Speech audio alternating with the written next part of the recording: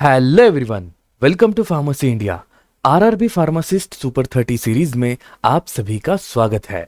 आज हम डिस्कस करेंगे ऑटोनॉमिक नर्वस सिस्टम फार्माकोलॉजी। इस पर्टिकुलर चैप्टर से 20 एमसीक्यूज पार्ट 1 में हम डिस्कस करेंगे। तो शुरुआत करते हैं पहले क्वेश्चन से। विच of the following is the primary neurotransmitter released by sympathetic post ganglionic neuron? इनमें से वो कौन सा न्यूरोट्रांसमीटर है जो कि एक पोस्ट गैंग्लियोनिक न्यूरॉन रिलीज करेगा, लेकिन कौन से सिस्टम का? सिंपैथेटिक सिस्टम का। Sympathetic system is also called as adrenergic system. अब सवाल यह है कि एड्रेनर्जिक सिस्टम में जो पोस्ट गैंग्लियोनिक न्यूरॉन है वो क्या रिलीज करता है? एसिटाइलकोलिन, डोपामिन, नॉरएड्रेनालिन या सेरोटोनिन? आंसर एकदम इजी है, सिंपैथेटिक सिस्टम मतलब एड्रेनर्जिक सिस्टम। तब एड्रेनर्जिक सिस्टम में मेन न्यूरोट्रांसमीटर कौन है? It is noradrenaline. It is noradrenaline. तो इस क्वेश्चन का सही आंसर होना चाहिए था option C. Sympathetic post ganglionic neuron primarily releases noradrenaline which acts on adrenergic receptor to mediate the sympathetic effects। हमारे बॉडी में एड्रेनर्जिक सिस्टम के दो रिसेप्टर्स है, एक है अल्फा रिसेप्टर, दूसरा है बीटा रिसेप्टर। अल्फा रिसेप्टर के दो टाइप्स है, अल्फा 1, अल्फा 2। बीटा के टोटल 3 टाइप्स है, बीटा 1, बीटा 2 एंड बीटा 3। तो इस सिस्टम में जो सबसे इंपॉर्टेंट न्यूरोट्रांसमीटर है वो है nor adrenaline. Next question, which part of the brain is primarily responsible for regulating autonomic function? हमारे ब्रेन का वो कौन सा पार्ट है जो ऑटोनॉमिक फंक्शंस को कंट्रोल करता है? पहला ऑप्शन सेरेबेलम, दूसरा ऑप्शन हाइपोथैलेमस, तीसरा option medulla oblongata, last option pons varolii. तो हमारे ब्रेन के अंदर एक ऐसा इंपॉर्टेंट पार्ट है जो फोर ब्रेन का सिस्टम है या फोर ब्रेन का पार्ट है, ऐसे कह सकते हैं, जो हमारे ऑटोनॉमिक फंक्शंस को कंट्रोल करता है। और फोर ब्रेन में जो सेक्शन है वो है हाइपोथैलेमस। आप इस डायग्राम में देख सकते हैं, ये हमारी पिट्यूटरी ग्लैंड है और उसके ऊपर का जो सेक्शन है that is hypothalamus. So hypothalamus is the highest centre to control autonomic function. तो हमारे ब्रेन के अंदर जो majority of the activities autonomic nervous system की कंट्रोल होती है वो बेसिकली हाइपोथैलेमस के थ्रू होगी, with its posterior and lateral nuclei being primarily sympathetic. तो इस पर्टिकुलर हाइपोथैलेमस में कुछ न्यूक्लियस प्रेजेंट है, क्लस्टर ऑफ न्यूरॉन्स प्रेजेंट है जिन्हें हम कहते हैं न्यूक्लियाई। वो इन सिंपैथेटिक फंक्शंस को कंट्रोल करता है। And anterior and medial nuclei controls parasympathetic functions. और उसका जो एंटीरियर न्यूरॉन है एंड मीडियल न्यूरॉन जो है वो बेसिकली पैरासिम्पैथेटिक नर्वस सिस्टम को कंट्रोल करता है। तो अगर क्वेश्चन आता है हमारे ब्रेन का कौन सा पार्ट ऑटोनॉमिक नर्वस सिस्टम के फंक्शंस को कंट्रोल करता है, उसका आंसर होना चाहिए हाइपोथैलेमस। तीसरा question, what is the main function of enteric nervous system? Enteric nervous system का मेन काम क्या है? एंटेरिक नर्वस सिस्टम वो होती है जो हमारे ब्रेन एंड हमारी जो इंटेस्टाइन है इन दोनों को कनेक्ट करती है। तो चलो ऑप्शंस देख लेते हैं। Control of heart rate, regulation of bowel movement, modulation of respiratory rate, regulation of sweat gland. Easy question है। एंटेरिक सिस्टम मतलब इंटेस्टाइन से कनेक्टेड सिस्टम जो हमारे ब्रेन और इंटेस्टाइन को कोऑर्डिनेट करती है। और इस क्वेश्चन का आंसर होना चाहिए रेगुलेशन ऑफ बाउल मूवमेंट। तो हमारे बॉडी के अंदर की जो इंटेस्टाइन से कनेक्टेड नर्वस सिस्टम है वो बाउल मूवमेंट के लिए मदद करती है। बाउल मूवमेंट में रिदमिक कॉन्ट्रैक्शंस एंड रिलैक्सेशन होते हैं जिससे कि food and waste material forward direction में भी मूव करता है, बैकवर्ड डायरेक्शन में भी मूव करता है। उस मूवमेंट को कहते हैं पेरिस्टाल्सिस। उस मूवमेंट को कहते हैं पेरिस्टाल्सिस। तो बाउल मूवमेंट को रेगुलेट करने के लिए हमारी एंटेरिक नर्वस सिस्टम जो है वो हमारी मदद करेगी। Which of the following neurotransmitter is not typically associated with autonomic nervous system? इसमें से वो कौन सा न्यूरोट्रांसमीटर है जो एएनएस से कनेक्ट नहीं करता? फर्स्ट एसिटाइलकोलिन, सेकेंड नॉरएड्रेनालिन, तीसरा डोपामिन, लास्ट गाबा, गामा अमाइनो प्यूटारिक एसिड। इस क्वेश्चन का आंसर है गाबा। बेसिकली गाबा जो है वो ऑटोनॉमिक नर्वस सिस्टम में नहीं आता है। ये एक प्योरली इनहिबिटरी न्यूरोट्रांसमीटर है। इसके एक्टिवेशन के कारण हमें सेडेशन महसूस होता है, नींद आने लगती है। गाबा के बेसिकली 3 रिसेप्टर्स हैं, गाबा ए, गाबा बी, गाबा सी। इसमें से गाबा A and Gauba C inotropic है, हमारे बॉडी के one of the fastest acting receptor. And GABA B जो है वो G protein couple receptor family में आता है। लेकिन ये जो केमिकल है ये एएनएस का पार्ट नहीं हो सकता। Fifth question, which receptor type is predominantly responsible for vasoconstriction in blood vessels? हमारे ब्लड वेसल्स के अंदर वो कौन सा रिसेप्टर है जो वैसोकॉन्स्ट्रिक्शन के लिए रिस्पॉन्सिबल है, जिसके कारण हमारी ब्लड वेसल जो है वो कॉन्स्ट्रिक्ट हो जाती है? Option A alpha 1 receptor, option B beta 1 receptor, option C muscarinic receptor, option D nicotinic receptor. तो इनमें से एक ऐसा रिसेप्टर है जो हमारी ब्लड वेसल्स को कॉन्स्ट्रिक्ट करेगा, उसके डायमीटर को कम करेगा। वो आंसर है alpha 1 adrenergic receptor. Basically alpha के 2 रिसेप्टर्स है, अल्फा 1, अल्फा 2। इसमें से अल्फा 1 जो है वो ब्लड वेसल्स में एंड न्यूरॉन्स में होता है, एंड अल्फा 2 मेनली हमारे न्यूरॉन्स में पाया जाता है। Alpha 2 pre synaptic and post synaptic दोनों न्यूरॉन्स में होता है और इसे ऑटो रिसेप्टर नाम से जाना जाता है। ये न्यूरोट्रांसमिशन को कंट्रोल करता है। तो ब्लड वेसल्स को अगर कॉन्स्ट्रिक्ट करना है तो जिस रिसेप्टर की हमें मदद लेनी है वो है अल्फा 1 रिसेप्टर। मेनली इस रिसेप्टर के साथ नॉर एड्रेनलिन एंड एड्रेनलिन दोनों रिएक्ट करते हैं। The parasympathetic nervous system primarily exerts it's effects through which neurotransmitter? Parasympathetic system मतलब हमारी cholinergic system, and cholinergic system के लिए कौन सा न्यूरोट्रांसमीटर रेस्पॉन्सिबल है, चलो उसके बारे में डिस्कस करेंगे। पहला है सेरोटोनिन, दूसरा है नॉरएड्रेनालिन, तीसरा है एसिटाइलकोलिन, चौथा है डोपामिन। तो पैरासिम्पैथेटिक सिस्टम मतलब cholinergic system, and cholinergic system का ऑप्शन है acetylcholine.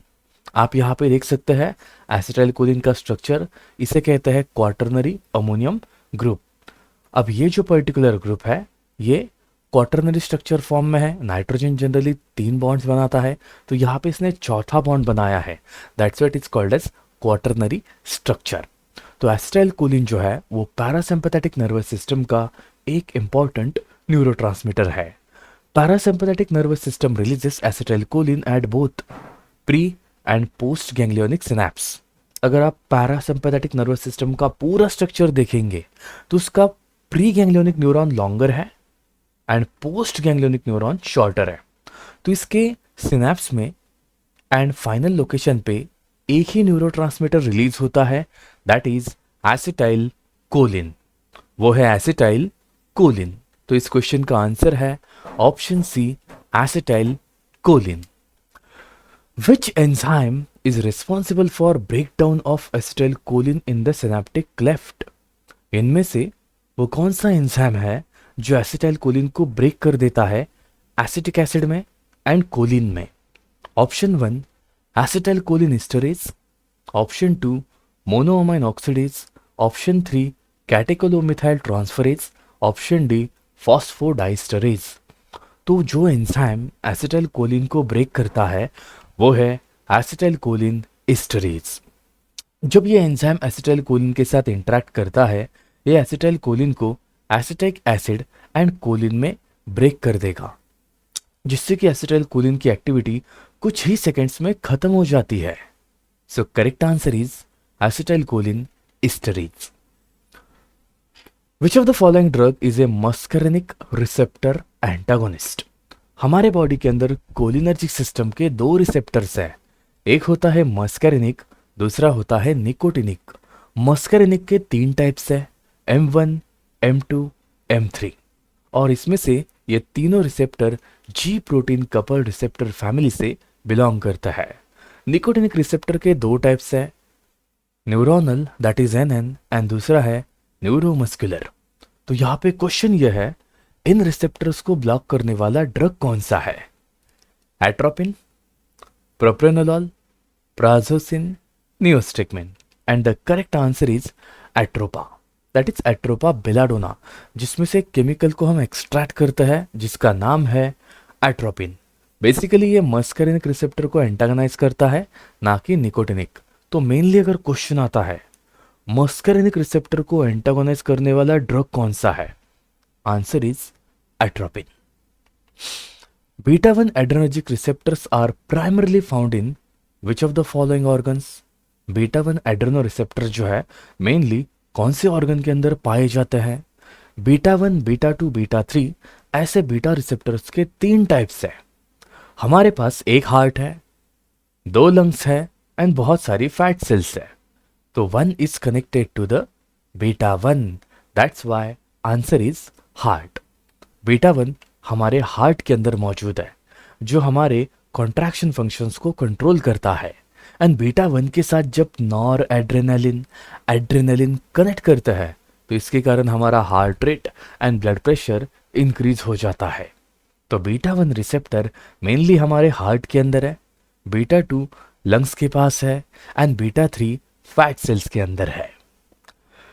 Which drug is commonly used to treat bradycardia by increasing the heart rate through muscarinic receptor blockade?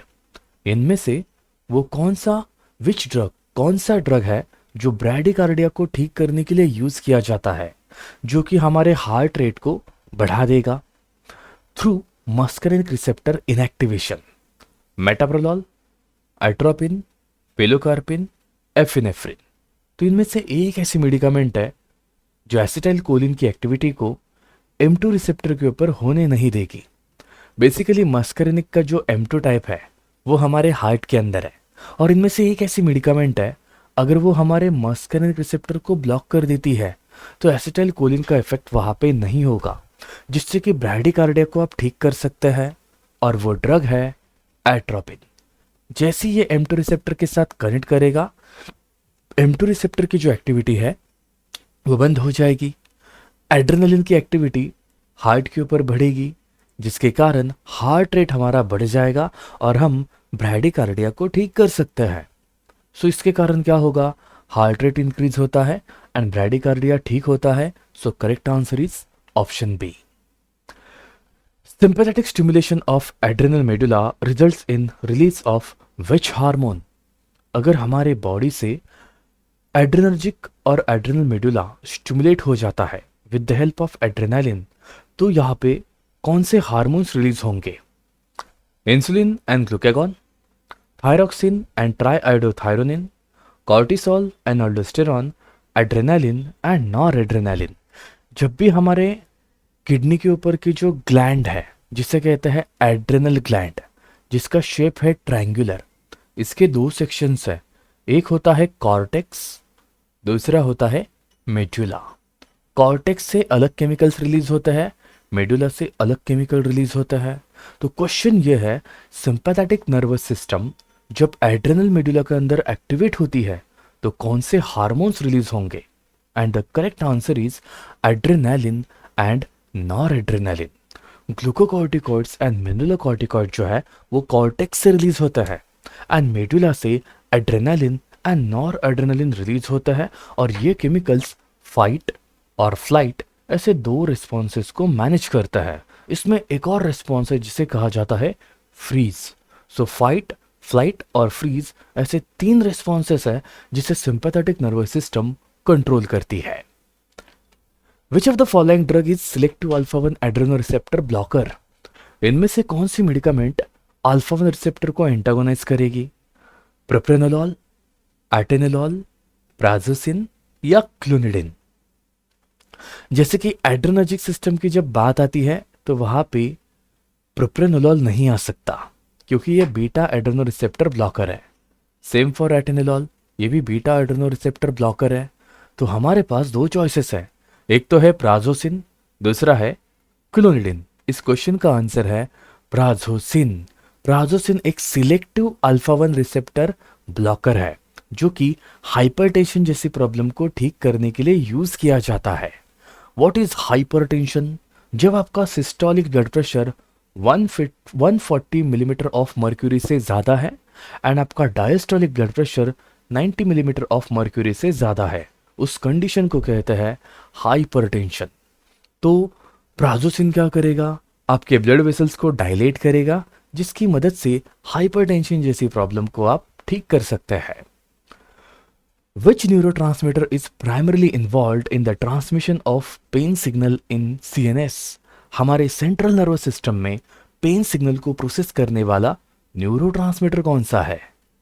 Option 1 dopamine, ये तो हैप्पीनेस के लिए रिस्पॉन्सिबल है। दूसरा है ग्लूटामेट, ये मेमोरी एनहांसमेंट के लिए जरूरी है। एसिटाइल कोलिन या फिर नॉर एड्रेनालिन। इन चार में से एक ही ऐसा केमिकल है जो हमारे पेन पाथवेज को प्रोसेस करने के लिए मदद करता है, और वो केमिकल है ग्लूटामेट। बेसिकली ग्लूटामेट एक एक्साइटेटरी केमिकल है। इसके साथ और एक केमिकल होता है जो एक्साइटेशन देता है, जिसका नाम है अस्पार्टेट। ग्लूटामेट एंड अस्पार्टेट ये दो ऐसे केमिकल्स हैं जो एक्साइटेशन क्रिएट करते हैं विदाउट एनी इनिबिशन। तो ये जो ग्लूटामेट है ये एक्साइटेटरी न्यूरोट्रांसमीटर है जो पेन सिग्नल्स को एंड पेन पाथवे को कंट्रोल करता है। So answer is option B.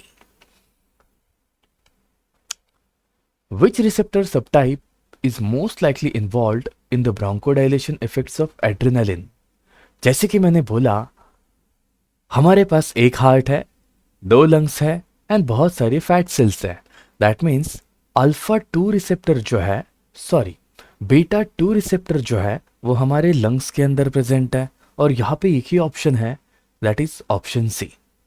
इन सारे ऑप्शंस में से बीटा 2 रिसेप्टर जो है वो हमारे लंग्स के ऊपर प्रेजेंट होता है, जिसके कारण ब्रोंको डायलेशन होगा और अस्थमा जैसी प्रॉब्लम को हम ठीक कर सकते हैं by activating beta 2 receptor. So correct answer होना चाहिए था option C. In which autonomic nervous system division does the vagus nerve play a critical role? हमारे बॉडी के अंदर 12 क्रेनियल नर्व्स की पेयर्स है, जिसमें 10 नंबर की नर्व है वेगस नर्व। अब ये जो वेगस नर्व है इसका फंक्शन किसके कंट्रोल में है? Sympathetic nervous system, parasympathetic nervous system, enteric nervous system या central nervous system? Vagus nerve basically acetylcholine को रिलीज करती है and acetylcholine parasympathetic nervous system का पार्ट है। सो इस क्वेश्चन का आंसर होना चाहिए ऑप्शन बी। तो वेगस नर्व जो है basically heart and digestive tract इन दोनों के फंक्शन को कंट्रोल करती है by release of acetylcholine. Which of the following is a function of sympathetic nervous system? इनमें से कौन सा काम है जो सिंपैथेटिक नर्वस सिस्टम कर सकती है? Decreased heart rate, प्यूपिल constriction, increased digestive activity, increased glucose production, and the right answer is increased glucose production। Adrenaline जो है एंड नॉर एड्रेनालिन जो है वो बेसिकली ग्लाइकोजिनोलाइसिस को प्रमोट करता है। What is glycogenolysis? Breakdown of glycogen into glucose. Breakdown of glycogen into glucose is called as glycogenolysis. यहाँ पे हम क्या करते हैं, इमरजेंसी सिचुएशन में ग्लाइकोजन की मदद से ग्लूकोज बनाते हैं।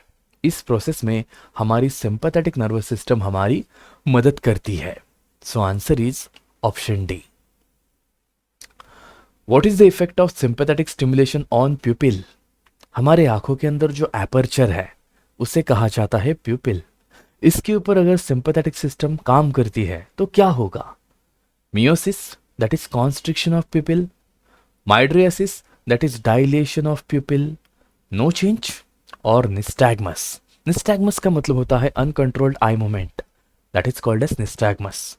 तो जब भी एड्रेनालिन हमारे आंखों के अंदर एक्ट करता है इसके कारण माइड्रियासिस होगा। हमारे आंखों का जो एपर्चर है जिसे कहते हैं प्यूपिल, इसकी साइज बढ़ जाएगी जिससे कि ज्यादा से ज्यादा लाइट आंखों के अंदर एंटर कर सकती है। तो प्यूपिल डायलेशन को कहते हैं mydriasis. So correct answer is option B. Which of the following drug acts as an indirect sympathomimetic by increasing the release of noradrenaline? इनमें से कौन सा केमिकल है जो इनडायरेक्टली एक्ट करता है? अल्फा बीटा रिसेप्टर से कनेक्ट नहीं करेगा, बट ये नॉर एड्रेनलिन को रिलीज करने के लिए मदद करता है। क्लोनिडिन, रेसरपिन, एम्फेटामाइंस या एटेनिलॉल, और वो केमिकल है एम्फेटामाइंस। इनकी एक्टिविटी दोनों तरीके से काम करती है। It acts as a indirect sympathomimetic by increasing the release of noradrenaline from nerve endings and enhancing sympathetic activity। Basically एक इनडायरेक्टली एक्टिंग ड्रग है जो नॉर एड्रेनलिन को सिंपैथेटिक सिस्टम से रिलीज करता है, जिससे कि बाकी के काम किए जाते हैं। तो इनडायरेक्टली एक्टिंग एजेंट में जो केमिकल है वो है amphetamines. Which receptor is primarily targeted by the drugs used to treat asthma by causing bronchodilation. एकदम इजी क्वेश्चन है। अस्थमा को ठीक करना है तो लंग्स के अंदर के कौन से रिसेप्टर को टारगेट करना चाहिए? Beta 1, beta 2, beta 3। ये क्वेश्चन हम डिस्कस कर चुके हैं। हमारे पास एक हार्ट है, 2 लंग्स है, बहुत सारी फैट सेल्स है, so correct answer is beta 2 Adreno receptor, जो हमारे लंग्स के अंदर प्रेजेंट है। इसके साथ अगर कोई सिंपैथेटिक सिस्टम का कोई भी ड्रग एक्ट करता है तो ब्रोंकोडाइलेशन होगा और अस्थमा जैसी प्रॉब्लम को आप कंट्रोल कर सकते हैं। Last question, which of the following is an effect of parasympathetic stimulation on the gastrointestinal tract? जब एसिटाइल कोलिन हमारे गैस्ट्रोइंटेस्टाइनल ट्रैक के अंदर इंटरैक्ट करता है तो क्या होगा? पेरिस्टाल्सिस इंक्रीज होगा या पेरिस्टाल्सिस डिक्रीज होगा? मोटिलिटी कम करेगा या मोटिलिटी को बढ़ा देगा? डाइजेस्टिव एंजाइम्स को इनिबिट करेगा या इंटरनल स्फिंक्टर्स को कॉन्ट्रैक्ट करेगा? Answer is increased motility. Peristalsis को बढ़ा देगा, जिससे कि फूड की मूवमेंट फॉरवर्ड डायरेक्शन में स्मूथली हो पाएगी। तो करेक्ट आंसर होना चाहिए था ऑप्शन बी। ये जो सिस्टम है ये गैस्ट्रोइंटेस्टाइनल मोटिलिटी को बढ़ा देती है, एज वेल एज सीक्रेशन को बढ़ा देगी, डाइजेशन को प्रमोट करेगी एंड फूड मूवमेंट को जीआई ट्रैक्ट के थ्रू प्रमोट करती है। So answer is option B. तो आज के सेशन में हमने टोटल 20 क्वेश्चंस को डिस्कस किया है। पार्ट 2 में और 20 क्वेश्चंस को डिस्कस करेंगे। तो चलो मिलते हैं नेक्स्ट वीडियो में, तब तक के लिए पढ़ाई कीजिए। All the best.